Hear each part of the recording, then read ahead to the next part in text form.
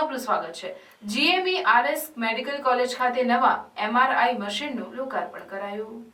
સાબરકાંઠા જિલ્લા મથક હિંમતનગર ખાતે આવેલ GMERS medical college civil hospital Sabarkantha તેમજ આસપાસના જિલ્લાઓના દર્દીઓ માટે જીવાદોરી સમાન બની રહે છે।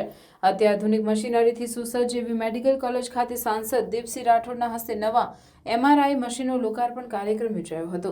સાંસદ દીપસિંહ રાઠોડે આ પ્રસંગે જણાવ્યું હતું કે હિંમતનગર મેડિકલ કોલેજ દર્દીઓ માટે ખૂબ જ ઉપયોગી સાબિત થઈ રહી છે।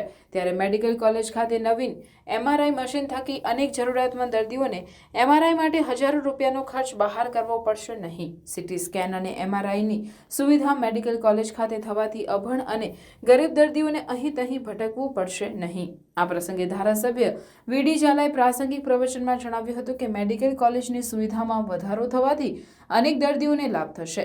ડોક્ટરોને દર્દીઓને પરિજન સમજી સેવા કરવા જણાવ્યું હતું।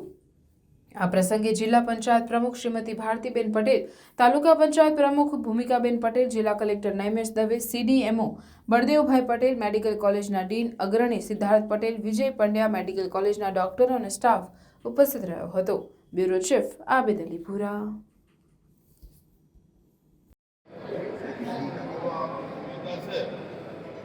ચાર્જ હેવી હોય છે તો સીટી સ્કેન પર 3500 રૂપિયા ચાર્જ છે। MRI નો તો વધારે લેતા હશે અને આટલું બધું સરસ મજાનું હોસ્પિટલ બન્યું હોય તો સાચી જવાય